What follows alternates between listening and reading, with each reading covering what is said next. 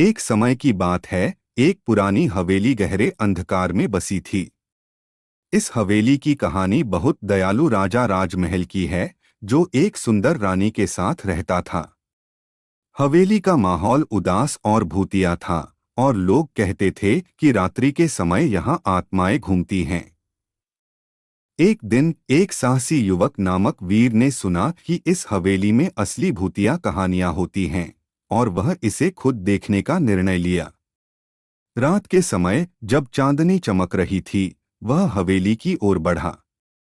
हवेली का दरवाजा खुला होने पर उसे अद्भुत महसूस हुआ, क्योंकि वह सिर्फ एक अद्भुत सुंदरता का स्थान ही नहीं, बल्कि भूतिया भी था। एक रौंगत ने उससे कहा, तुम कौन हो और यहाँ कैसे आए?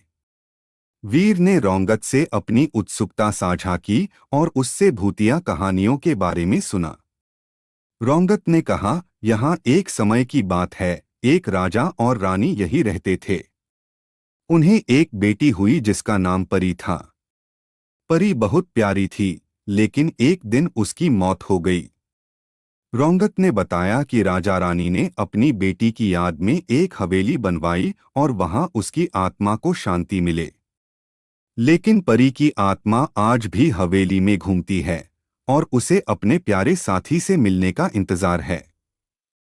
वीर ने रौंगत से कहा, मैं उनकी आत्मा को शांति कैसे पहुंचा सकता हूं? रौंगत ने कहा, तुम्हें उसके प्यार और विश्वास से हवेली में प्रवेश करना होगा।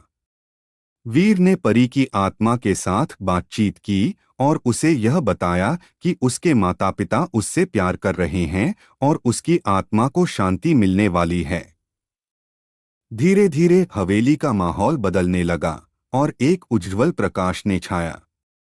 परी की आत्मा ने राजमहल के साथ हवेली को छोड़ दिया और उसकी आत्मा को शांति मिली।